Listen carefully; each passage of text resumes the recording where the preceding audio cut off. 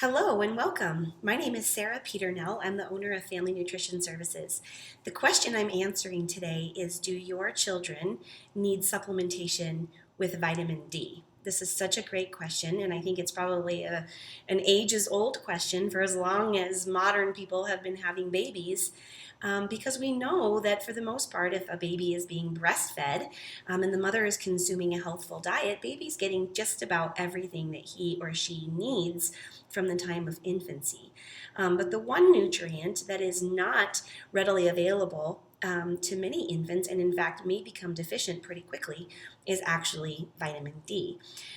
So the thing is that doctors and pediatricians, and of course many of the health institutions and organizations within the United States do recommend a vitamin D supplement, which is very easy to administer to your child or your baby, because a lot of vitamin D supplements come in a very handy little dropper that you can just put right into their mouth. The problem is that a lot of these vitamin D supplements for kids come in doses that are much too low for your child or your baby.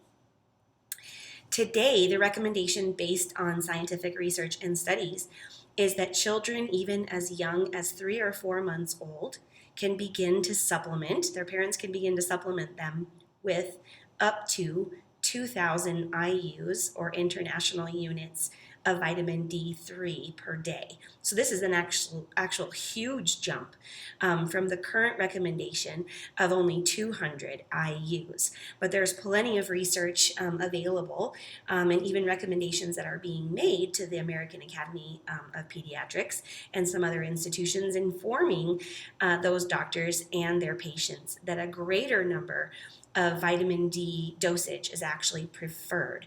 The reason why is that in children, actually a lower dose of vitamin D supplementation may only be enough to maintain their current level of vitamin D and not in fact actually increase it. So if there is any risk at all of the child becoming vitamin D deficient, whether it's because of where they live and their lack of exposure to sun, maybe some deficiency that's in the mother's diet, if the child is breastfeeding, or if the child is older and consuming table foods, if they are lacking in certain vitamin D rich foods, then maintaining their current vitamin D status with 200 IUs would not be adequate. You would want to bring that up to 2,000 IUs and give them a proper dose. So the reason, I get this question a lot is because we would like to think that most of our nutrients can come from food alone. And with vitamin D, in fact, the number one source of vitamin D acquisition is from the sun. So there's a reason why we call vitamin D the sunshine vitamin.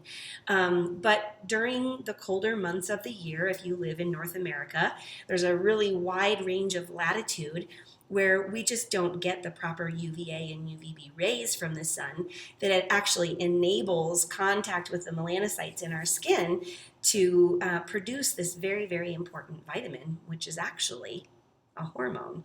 So vitamin D and its responsibility in the body for so many of the different processes and hormonal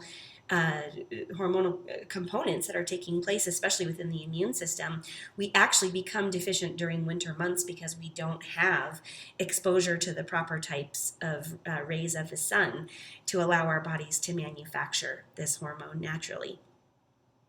And foods that are rich in vitamin D typically do not contain enough vitamin D in these amounts that would, again, be enough to support children who need vitamin D. So some of the foods that you may be familiar with that contain vitamin D, they're actually fortified. So things like vitamin D rich milk, it's because they've actually put vitamin D into that milk product. They've added it from a synthetic source rather than it being a naturally good source of vitamin D. Other foods like wild-caught fatty fishes such as salmon, also mushrooms, and certain plant foods that are good sources of vitamin D don't typically tend to be on a young child or baby or even young toddler, young a 1 or 2-year-old child's typical daily intake of foods.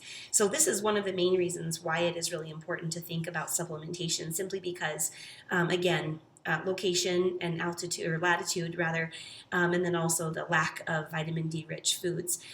Symptoms of vitamin D deficiency, we don't typically see a lot of what we think of in terms of, rickets or the bone diseases that are commonly associated with vitamin D deficiency. We don't see a lot of that today in our modern world, in some of the developed countries. So what we may see, however, is dysfunction in the immune system. We may see more and more children with vitamin D deficiencies presenting with digestive or immune system or skin issues, and especially if there is a parent component of any autoimmune or immune system issues that may have been transferred to the child, all the more reason and all the more important to protect that child's immunity, especially as they're growing and developing, with a supplemental source of vitamin D.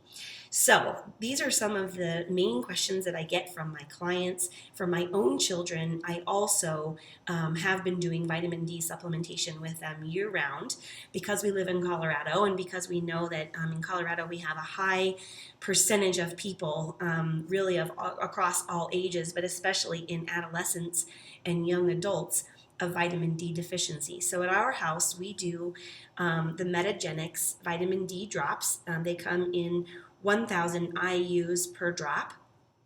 And for my children, they get a minimum of two drops, so 2,000 IUs per day. And if there is an illness, or at certain times of especially the winter months during cold and flu season, we'll go up to even 5,000 IUs for a short period of time.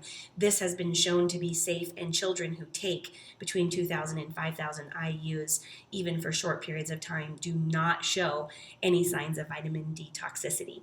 So this is a very important vitamin for children, and you don't always need to have a vitamin D test that shows a deficiency. I think it's pretty safe to assume that most kids benefit from 2,000 IUs of vitamin D per day. And in fact, insurance doesn't always cover vitamin D testing for whatever reason. So speak to your healthcare provider or work with a qualified holistic nutritionist who can help you with these decisions. And while you're thinking of nutrients for yourself and for your family, please go ahead and also check out my other video that I have all about magnesium supplementation and why this is so helpful, especially the time of year during cold and flu season. Thank you so much for watching. Remember to like, share, and set your notifications button. And I'll be back soon with more videos. Have a great day.